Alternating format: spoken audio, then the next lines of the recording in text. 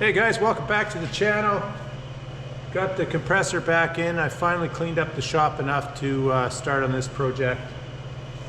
I've been sitting outside for a couple of years now, so it's time to get back to it. It's got a 353 turbo in it. I rebuilt just over 2 years ago now, and it's bolted up to the Ingersoll ran compressor. So just got to finish this one off.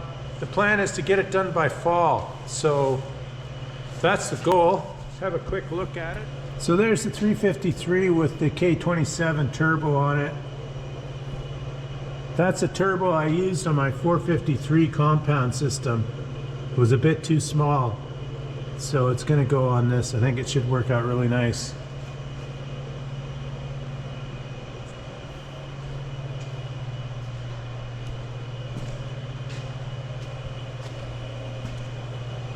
So I got to get all the junk off of it. So there's a better look at the K27. It's a bit of a junk locker right now, but I'll clean this up and get started on this unit. This will be the last industrial job. Hopefully I won't be doing any more of these.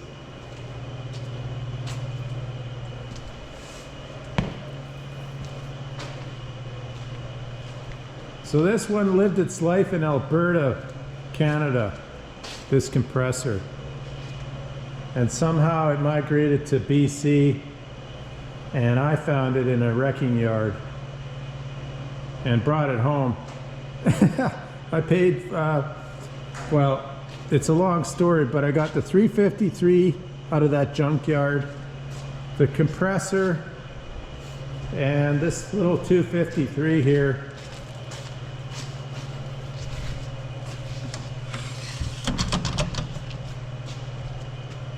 This guy. So, got a lot of junk and putting it back into service slowly. And with any luck, the compressor on this system is okay. I couldn't find anything wrong with it, so we're taking a bit of a chance on using that, but we're going to go for it. So tidy this up, and then I'll pull the 353 out and set it down in the dyno. And yeah, so we'll clean this unit up and pull the 353 out and put it on the dyno and get it set up to break in on the dyno, and then finish this unit off. So should be a lot of fun.